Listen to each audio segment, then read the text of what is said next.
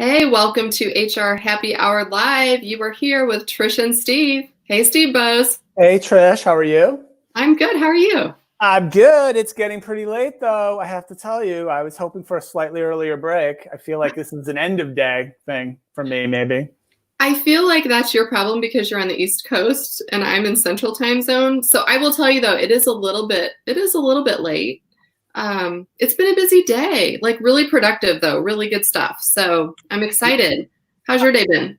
It's been good. It's super hot here. Lovely. You're going to go outside and grill something tasty, I think, after this show. But yeah, really good. Working on a few interesting things and maybe stuff we could talk about later in the week, maybe. Okay. That seems very like mysterious. Well, I'm not sure. I don't really know all the details, so I didn't want to. Well, then rightfully so. That's a mystery to you too. You look very tan. I've been getting outside a little bit each day. I did go for a jog. I will admit to that at lunchtime today, and the sun came out and it was super warm.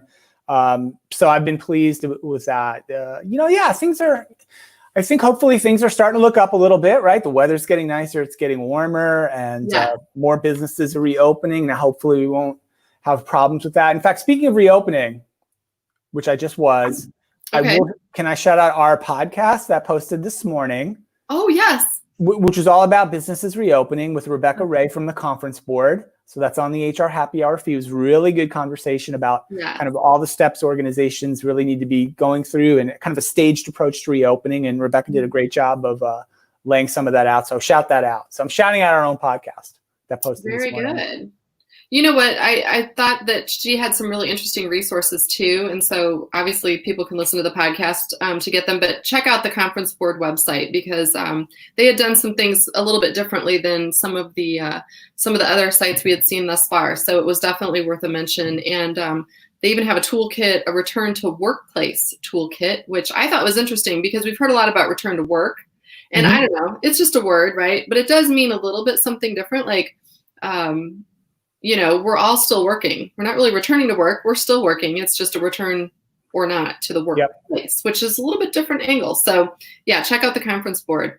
You know what? I think it was interesting too. It's good timing because I feel like, at least around here, people are really ready, I think, to start venturing out a little more, get back to the workplace. I know there's still quite a few people that are concerned, and I'm not saying, look, I still wear a mask when I go out every single time. However, I think we're seeing more of that. And at least in Illinois, I just read that our governor is about ready to say that in the next 2 weeks, I think we'll go to that next phase of being able to go inside restaurants, for example, things like that. I don't know if you're hearing anything about sort of that return to work mentality and what people are doing, but that's what I'm seeing.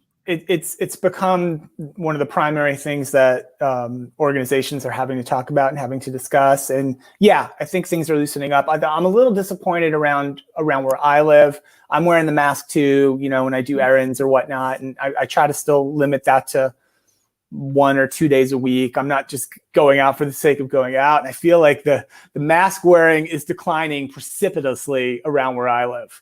And, that's probably not awesome, but I guess it's what it is. Yeah, it is. But anyway, I feel like it's a positive sign. Hopefully, again, I think the virus is supposed to spread less in, warmer temperatures like any virus. And so maybe that's going to be a little bit of a benefit too, that, since we're shouting out resources, I'll shout out one more just before we were waiting to go live. I was reading a piece. The piece is in HR Executive on hrexecutive.com, but it talks about some research that's come out from the ADP Research Institute about kind of just surveying workers' attitudes and mindset about getting back to work and sort of adjust and what they're thinking about what their employers have done and are doing, which I think is also interesting. There's a huge element here. And I'm actually had a call today with a guy who I'm going to try to get on the main HR Happy Hour show to talk a little bit about that process of messaging and branding and kind of managing that transition. But anyway, the report is called, let me pull it up right here.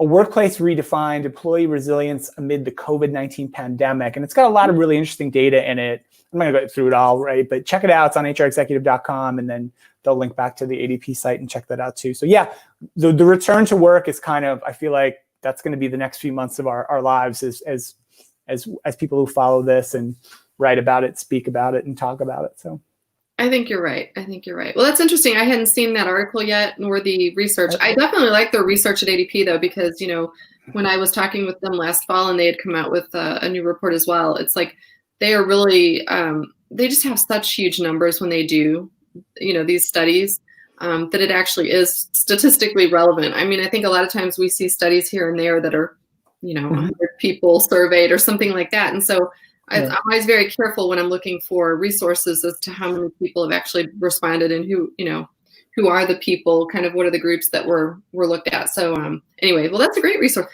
It's funny. So I don't know if I feel like I've mentioned this on a show before maybe, but I'm very careful when I drink my drink because a lot of my cups were from different places. We go, look at my cup for the day. There you go.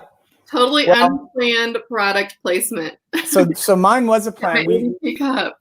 I shouted out my San Pellegrino yesterday, and you pitched the blood orange to me. So I did sneak out of the house between yesterday's show and today's show, and did get the blood orange variety. And you are right, Trish. This is very, very good. Great. The lemon is good. I think the blood orange is superior. That's my favorite. I am drinking coconut water, as I said I always do. So I'm so predictable. Nice. I'm so predictable. So I do want to so I mentioned I was trying to what do you got on there? Wear a new t-shirt every day. I do want to shout out this shirt. Okay. This is the replica t-shirt from the 1996 NBA All-Star game that I got from a company called Homage, HOMAGE. They're just at Homage. Great site for t-shirts and sweatshirts and things like that. And I'm going to order some more shirts from Homage because I am going to run out of fresh shirts for this show pretty soon, or we're going to be getting into some really ragged stuff. Oh no! Well, there's a whole category. Is that a saxophone? What is that? No, it's the logo they made for this All-Star game. Is it like a shooting star out of a basketball? It's really meant. This game was played in San Antonio, so it's supposed to be like a chili pepper that's shaped like a spur. The San Antonio team is the Spurs.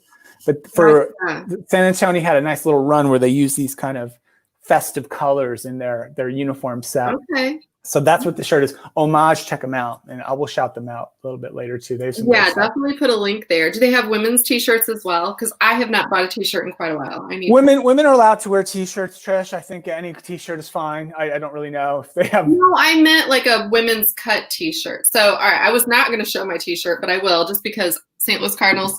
Go Cards. There you go. No, our t-shirts are more form-fitting. I did understand the question. I was trying to be wise. That reminds me, I'm going to give a shout out to Philomena and Ruth. So they are based here in Waterloo, Illinois.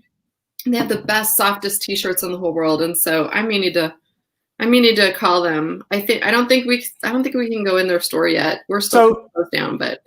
If we're talking clothing, I have one more clothing note I wrote. I did have several notes for the show just in case I needed them. And this one's not so happy a note. And I had it down because I did the Alexa show yesterday about this. Okay. The Alexa show's still there. I haven't talked about it much at all, but we're still doing the HR Happy Hour show from Alexa 2 or 3 times a week. I know I need to promote that a little bit. But anyway, if anybody has seen me in the last 8 or 9 years at an event wearing a suit, like a proper suit, that suit was purchased from Brooks Brothers. All the suits that I wear, every single suit I own now is a Brooks Brothers suit. That's where I get my suits. Yes. And I have for years. Brooks Brothers, sadly, is in a little bit of trouble, right? Due to pandemic, work from home. And their business was declining a little bit anyway, the formal wear part of the business and the suiting part of their business. And they sell other things as well, including clothes for women. But they may be declaring bankruptcy and closing down factories, which is really, really scary. I've read a couple of pieces about it. And so that's the other. I want to get some Homage t-shirts because they're great. And I feel like I don't really need a suit right now. I have nowhere to wear it. Maybe I'll wear it on the next show if I get one. I feel like I might need to get a Brooks Brothers suit to just, my loyalty to that brand over a long time. We do a dress-up show because I feel like we'll do it. We'll do one. I was going to say, so it's interesting. I've been talking with several, just females about this, right? There's something about putting on a nice pair of heels, a skirt when you're going to be, in a big meeting or something like that. Just gives you a little. If you have on nice heels, for example, just feeling good about yourself or whatever. It's sort of like getting your hair done or whatnot. And I feel like, unless I've got on sweatpants right now, but I'm not going to be wearing my nice heels with sweatpants. So I don't know, it'd be fun. We should do a dress up show. We can do that. And I do want to do like maybe on a Friday show, if we do a later show, we should do like a cocktail show. Like you pick one and I'll pick one and we'll make it like right here on the show. Like you'll have to assemble your ingredients, right? And we'll do that. All right. Can I do like a really, I won't tell you what you it can do is. whatever you want. I'm going to do a really kind of corny Midwest type small town drink that yeah, it'll be funny. Okay. All right. Deal. We'll save that for like a Friday show. All right. Well, I think we have probably taken up enough of your time with this break. It's the end of your day. Sorry we did it late, but that's okay. Thanks for taking a break with me. I'm going to get back to work for another hour at least here probably. And thanks to everyone for listening. We love all of you listening, all your comments. Please keep them coming and share it with your friends. And we will see you tomorrow afternoon. Bye. Bye.